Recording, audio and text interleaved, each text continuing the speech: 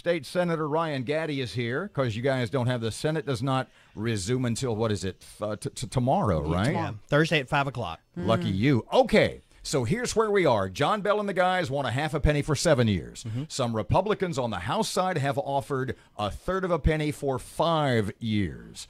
Where's Ryan Gatti come down on all of this? What do you think's going to happen? Give us sort of an analyst's view. Okay, I think what we've done is in the last year we've taken out corporate income taxes. That's off the table. We've killed that. Equal pay, minimum wage. We've taken off any income tax increases, any bracketing problems that we've discussed on this show before. All that's off the table. Everyone agrees we're going to have a shortfall now. And it's not going to be $1.5 billion or $2 billion. It's going to be between $640 and $650 million. The crystal ball is getting clearer. And I think what caused a lot of us in the Republican Party kind of pause and pump the brakes on cuts was when Lance Harris, who's the head of the Republican Party, said, hey, I'm willing to do a third in new taxes. And that kind of caused us to say, now, wait a minute. I thought we were going to cut our way out of this. And so when the head of the Republican Party said that in the House, and that's where all revenue bills have to start, and not only did he say it, he carried the bill. He carried a bill for almost $300 or $400 million in new taxes. And they tried to say it was a reduction in taxes, and it's really not. It's a new tax. And so that caused a lot of us to say, now, wait a minute. Is this where propaganda is starting to peel back and we're actually getting to the true last minutes of a mediation? And I think that's where we are right now. So, and once again, this is good to be here because we're not talking about raising your income taxes 4 or 5 points to find this $600 million. We're talking about, you know, the difference in 17 cents on a $100 purchase. And you know, a sales tax is a fair flat tax. We don't like it. We don't want to be here. We wish our economy was better. I wish gas was at $13 a cubic foot again. But government's still growing. The budget's over $9.6 billion. Why? I can't do that in my household budget. Well, and I think that's something we have grappled with. And I'll start with this premise.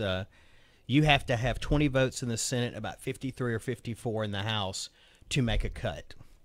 And that's what's really tough. If it's not just me and you and Robert sitting here saying, you know what, let's don't eat at Denny's. Let's go eat a sandwich. We could decide that with 3 people. You get 10 people going to lunch together, it gets a little tougher. Okay, you get 144 people going to lunch, and you're not going to have an agreement on that. So you say, well, we'll have some rules. Half the people have to decide. Well, when I have a cut idea, I have to find 19 other senators to vote for it. If I can't find 19 other senators, we don't talk about it. You know, and in the House, it's a little tougher because it's so fractionalized now, so many fractures and subgroups and cliques that it's really hard to. That's why I respect their leadership a lot, because it's in a tough spot. You supported the sales tax renewal in this previous special session. Which one did you vote for? Which one are you for today? Well, the only ones that came up in the Senate were the half a penny, and so you know all the bills start in the House. I think it started as a third or a 0.4. I'm not sure which where it started. It got to the House. Our committees looked at it. We all had our roundtable discussions. We had a lot of discussions on this, and it became the consensus of the Senate that the compromise would be to fund my medical school up here, BIPSI, I-20s repairs, those kind of things that I would be willing to move off of where I was, but only because they had shown me proof. And I'll tell you, the biggest eye-opener to me was when Lance Harris was carrying the bill. Let me ask you this, because a story's just running on, I guess, KTBS, I'm not sure, about the governor cutting projects in districts where he's hearing the loudest no from Republican House members. And one of them is the lighting project for Barksdale Boulevard, your district. Right. And we talked with Barry Irwin earlier. Is this, tit for tat? Is this more Louisiana? And he said, absolutely it is. Do you think that's happening? I mean, I think it happens with every governor. It's a lot less with this governor because we have stood against him on some issues. But we've argued, but we haven't become argumentative. I mean, I cannot complain about what he's done for our area. I mean, he found $100 million for Barksdale Air Force Base. We were the only a base of that caliber that didn't have an entrance from the interstate. And I shared that with him. And I said, look, we have a lot of potholes. We have a lot of things going wrong, but we need to do this. I didn't know it was a $100 million project. I was surprised when he had taken my advice and said, look, I'm going to give Bossier Parish $100 million. So where are you right now? You still a thumb up on that half penny for 7 years? What are you thinking? I have spent way too much time researching this stuff and looking at what other states are doing. And I know I sent you that article maybe a couple of days ago, but we have another problem coming that nobody's talking about.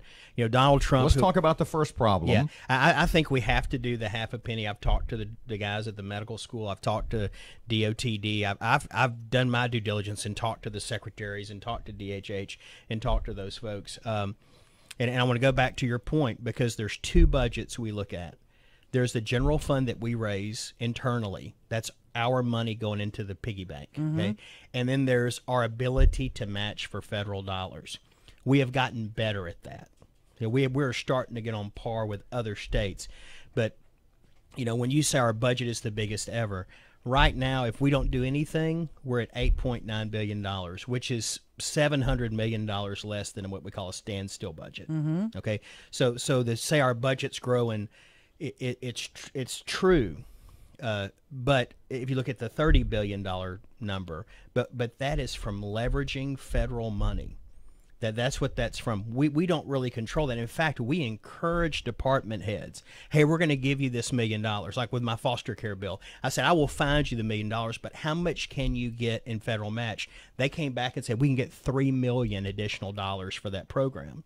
So if I were to cut that $1 million from the Department of Family Services, you lose the $3 million. And guess where that $3 million comes from? Our federal taxes. And so if we don't draw that, man, I hate this program. I mean, I hate this process. I love the foster care program, but it kind of causes you to be smart with your money.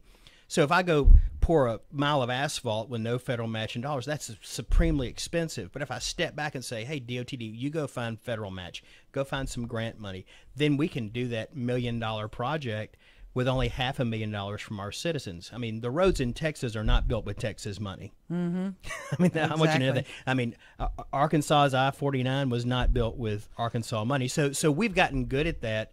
And so that the $8.9 billion budget where we are right now, it should be about 9.4, which is $200 million less than last year. So our general fund, which we can control, is going to constrict. Everyone agrees with that. Yeah. So back to my $64,000 question. Well, you can tell who was alive in the 1950s. Are Louisianans undertaxed? I mean, if you're getting ready to vote for a half penny, are Louisianans undertaxed? No. Here's the problem. We have so many exemptions to taxes we have. So our property taxes are high, right? But everybody has a homestead exemption. Our corporate taxes are in a high range, but we actually pay out more than we receive from corporations in corporate taxes.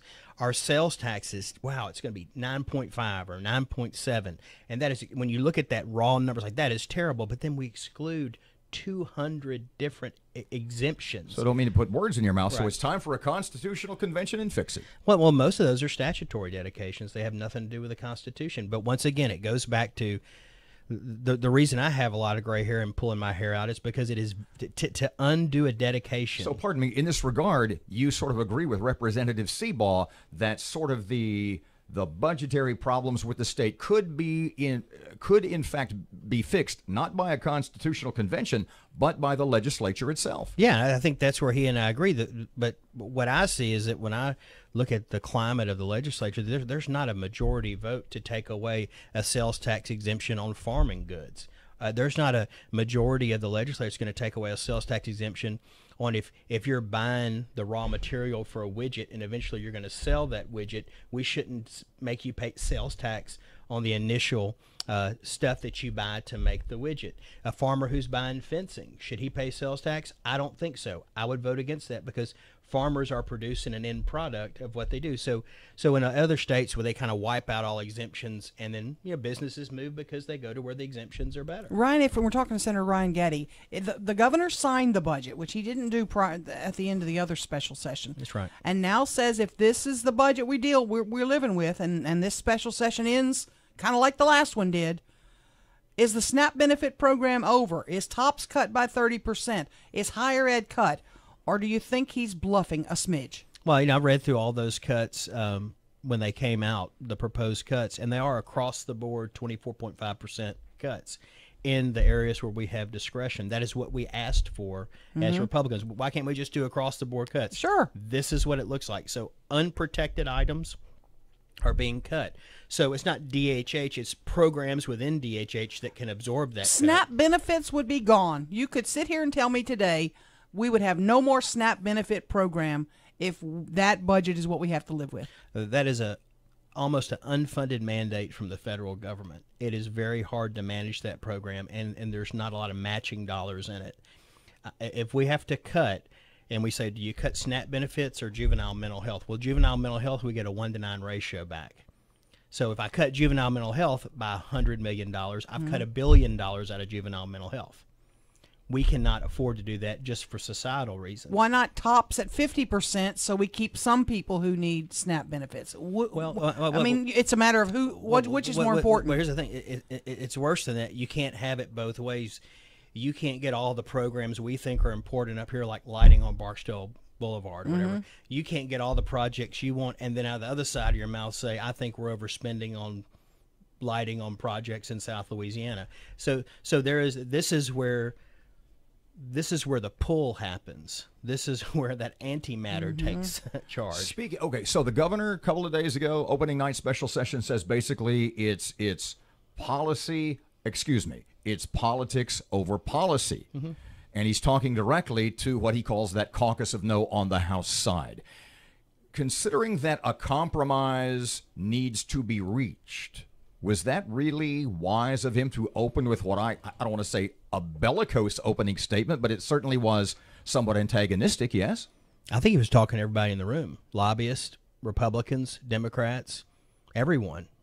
I felt like he was talking not just to one group. I mean, this is one of the most emotional, anxious groups I've ever been a part of. Well, he certainly wasn't talking to Carter down in New Orleans. Well, I'll tell you, in a way, I think he was. Really? It was time to put all of that aside.